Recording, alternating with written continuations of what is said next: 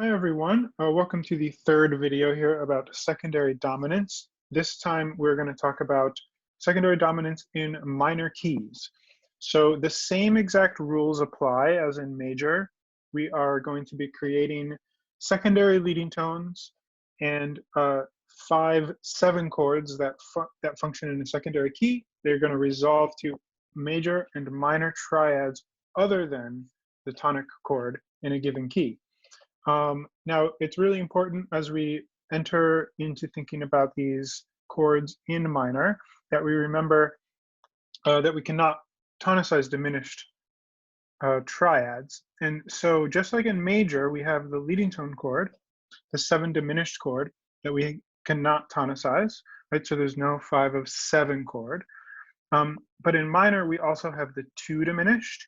And so remember that we cannot tonicize the 2 diminished chord either. There's no 5/2 in a minor key, right? Because again, there's no diminished keys, right? We can't have a diminished chord sound like a tonic. And that's what we're doing here is we're creating a secondary tonic. So as long as we keep that in mind, we should be okay. The next important thing to remind you of always in minor is that we're going to be adding in our primary leading tone with an accidental as well, right? So you can see that right here in this very first measure. If we take a listen to this 1/5/7/1 in A minor,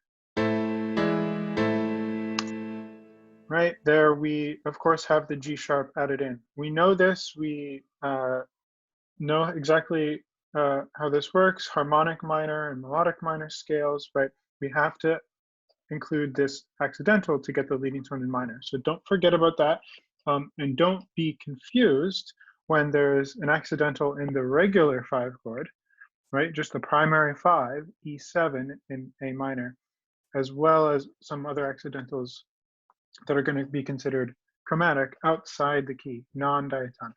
So let's take a look at this one. Obviously, we have our Roman numerals here. So we're thinking 5/7 of 5 to 5. All right, remember, always when you're doing secondary dominance, look at the destination chord first. So in other words, I'm going to look at this 5 chord, this dominant, then we're going to work backwards. So what is the dominant in A minor? That's E. So we have this chord of resolution, this tonic here. So let's just reveal this entire chord here. So we get this big E chord. Okay, and E major, again, making sure that we're using the leading tone, that we've got the G sharp included in there. So we have the leading tone to A. All right, and now that we have the E, we can think about the 5/7 of 5. In other words, what's the dominant of E? Think a perfect fifth above E. Perfect fifth above E is B.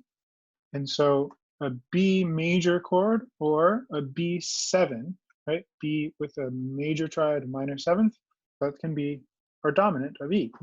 And so first, add your, make sure you include your lead sheet symbol, and then we can fill in the voice leading. So let's take a look at this voice leading. Now I'm doing just reposition chords for this first example. And so we can fill in the bass line. Of course, that'll be B. We need to make sure then we have a major third. That's of course going to be the leading tone. So we have that in our soprano in this case, D sharp. Just like in major, we like this chromatic line. So D, D sharp to E. For example, we like that chromatic ascent. That's something to look for and to write whenever you can. So this is our leading tone. That's really important. D sharp up to E, right? Again, secondary leading tone, secondary tonic, D sharp to E. And okay, good. So we have root, third. Now we need a fifth. F sharp, look at that, another accidental. Okay, so this is where it becomes really important to double check all your work, right? This is a chord, this is a secondary dominant chord that requires 2 accidentals. in order to get the chord quality exactly right. If you were to leave off this F natural, you would get a really funky chord. We have a name for that one too, but don't worry about it. We'll get into it. Everything works differently when we when we spell it in that different way. So you just want to make sure that you have a major triad and a minor seventh. A major triad, of course, you got to check that fifth, right? So B up to F sharp. Perfect fifth. Good. And then finally, B up to A is our minor seventh. So just take a quick listen to just these two chords. First, B7 to E. It's going to sound a lot like 5/7 to 1 in E major. Right? Sounds like 5/1 in E. Now let's listen to it in context though. So we have this opening measure here, which is going to help us get our ears into A minor, and then we kind of just lean on E, the dominant, before resolving.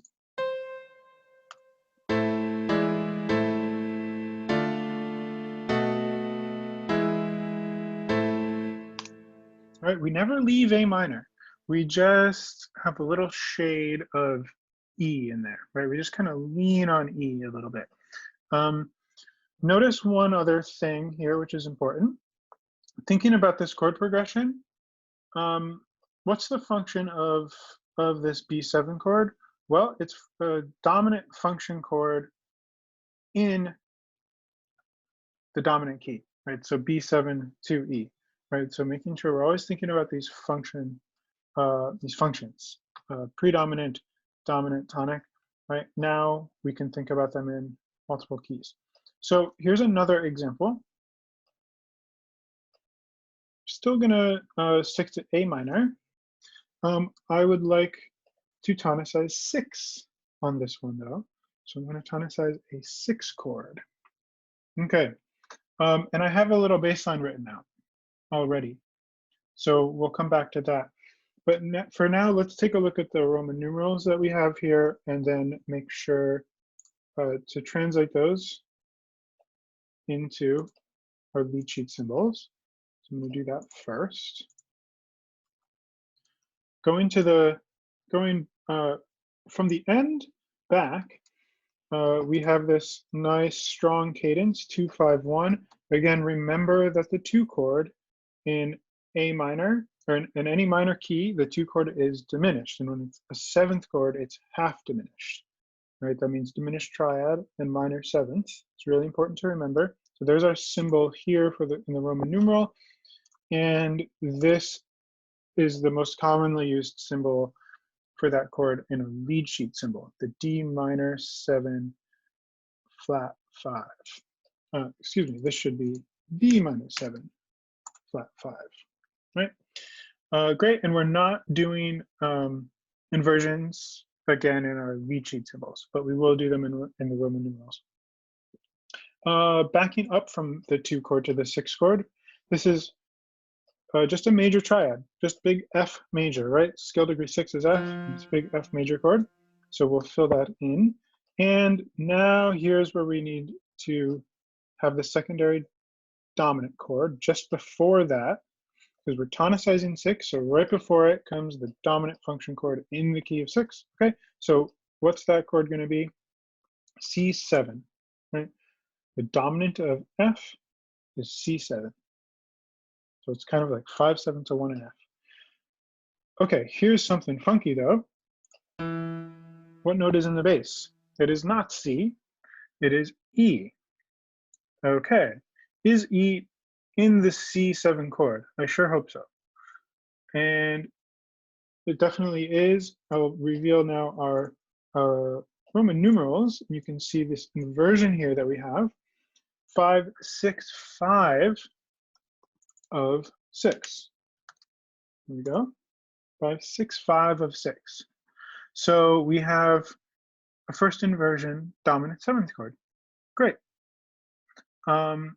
This is going to work just like any primary dominant chord. So any just normal 5, 6, 5 going to a 1. this 565 of 6 is going to resolve to 6 in the same exact way. So in other words, leading tone is going to resolve up. The 7th of the chord is going to resolve down. In this case, actually, our leading tone is already taken care of, right? This E is a leading tone of F, and it resolves up. So that's great. So that's already done. Let's just make sure we have our 4 Roman numeral for the beginning. We're starting on D minor. It's a 4 chord. So let's do all the voice leading here. If I reveal all of these chords now, we can take a look at the voice leading. We already talked about the leading tone in the 565 chord, 565 of 6. That's E up to F. We also have the 7th of that chord, which I encourage you to sketch these chords out in closed position. So just stacking thirds, C, E, G, B flat, something like that, just to sketch those out so you can make sure you have all of the notes, you know, kind of make a checklist for yourself as you're filling these in. But here we do have the 7th. It is B flat. Again, when I say 7th, I'm talking about the 7th of the chord, right? Not scale degree 7, but the 7th of the chord, which is that the voice has to resolve down. So here's B flat, resolving down to the 3rd of the next chord to A. Always resolving down by step. That's great. And then we're back to diatonic chords. At the end here, I just want to, again, prove to your ears by including this cadence at the end in A minor, prove to your ears that we're not actually going into the key of F major. We're just sort of hinting at it, right? So we don't change keys. We're still in A minor. We just have this one chord that's sort of doing a job outside of A minor. So here's the whole thing.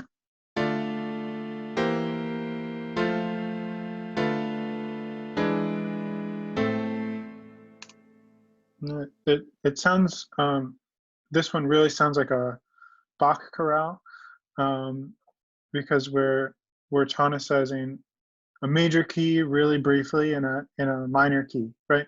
So there's sort of this lift, this brightness here when we go to 6, and then back to the relatively dark minor tonic, right?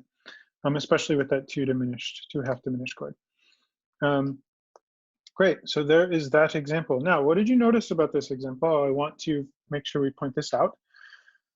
This is one of those chords, the 6th chord in minor, that we are not creating the leading tone, right? Look, there's already a naturally occurring in the minor scale half step, E to F. So there's our half step, E to F. We can't make that any smaller to create a leading tone. So the accidental, the chromatic pitch, has to be the 7th. So this is exactly the same procedure that we use in a major key when we had to tonicize the 4 chord. So this time in minor, we're tonicizing the 6th. So we can only use a dominant 7th chord as the dominant of the 6th chord. So only a 5/7 of 6, no just 5 of 6, no triads. Again, because we need to have a chromatic pitch, we need to have a note that takes us briefly out of A minor. All right, let's do some more examples. Number 8 here, I warned you about, so let's get into it. This one, I'm just going to show you first the lead sheet symbols. So here is our lead sheet symbol for this. So of course, we're going to be tonicizing 3. So that's a major chord, that's in minor, the 3 chord, the mediant, which is C major. Okay, cool. So here's our C major chord that we're going to tonicize. And that means that G7 is the dominant of C. Okay, so think about what scale degree is G in A minor. Think about that scale degree. It's scale degree 7, but it's not the leading tone. it's what we call the subtonic, right? Or if you're doing movable do solfege, that's te. So in other words, it's a major second below the tonic A. That's the root of the chord. You very often will see this big Roman numeral, capital Roman numeral 7, as the symbol for that. But as we're about to find out, that's usually not really applicable, because what this chord usually is doing, especially if it has the 7th on it, as it will in this case, what this chord is usually doing is pulling to the 3 chord. It's usually functioning in the 3 chord as a secondary dominant. So in the key of C in this case. And so we can do the same process here. Again, we start with C and we back up. We figure out that G7 is the important chord to write here. So that's our secondary dominant. Let me reveal all of these symbols for us. And here is the solution to this one. We get A minor going to G7 going to C. Looking at all of the voice leading here, there's not really a lot of accidentals here. In fact, if I wanted, I could take away these G naturals. That's why they're in parentheses. And it would still be this 5, 7 of 3. Now, this is kind of funky, right? Because suddenly we have a secondary dominant chord that doesn't necessarily require accidentals. Didn't I say that we needed a chromatic pitch? Well, think back to your most basic harmonic progression in A minor. You always have to add in that accidental for the leading tone. So what makes this sound chromatic is simply the fact that we do not have the leading tone, right? We just have this, again, what we call the subtonic, this G, and we're basing the chord off of that. So it doesn't really sound like it's working in A minor. It's this te, this lowered 7th scale degree, that forces us to hear it in another key. So this is what this sounds like.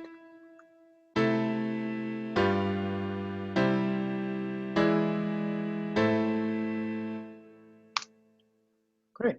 And so let me address this last one really quickly. This time we're going to tonicize 4, and we're going to use a triad to do it. And this is cool because unlike in major, when you have to have a 7th chord, so a 5, 7 of 4 to tonicize 4, in minor, we actually can use a triad. A 7th chord is totally possible as well and is used really, really commonly. But just to show you that we don't actually need that in minor, let me show you what I mean. So the reason why we have this extra flexibility in the minor mode is because the step from A, the step from scale degree 3, which is C natural in A minor, to D, so here is a whole step, right? And so that means we can shrink that whole step to a half step. In other words, we can create a leading tone to scale degree 4. And so that's what we see right here. So take a listen to this. This is a 5 of 4 in A minor.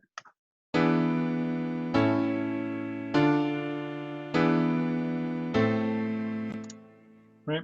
What's really cool about this chord in a minor key is that it sounds an awful lot, and actually it is simply the major tonic, right? But we're not going to write an uppercase 1 for this because that's not how it's functioning. The function of the chord is that it's driving to 4.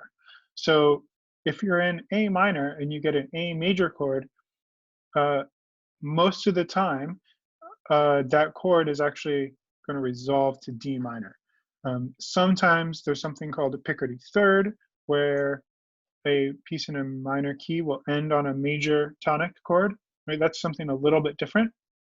But most of the time when you get that chord, and actually usually Picardy thirds are set up by something like this, a 5 of 4, so that it doesn't completely come out of nowhere, the major chord at the end.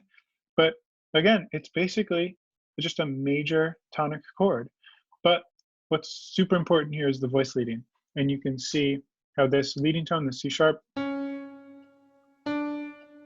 is moving to D. So try this out. I encourage you to try out this one on the piano if possible, and play it once with C natural. It'll sound fine. It'll sound like 5 to 1 to 4, and then just simply add a C sharp instead. So take your C sharp, C natural, make it C sharp, and now you have a secondary dominant chord. Great. So thanks for watching, guys. I hope this is helpful. Please let me know if you have any questions.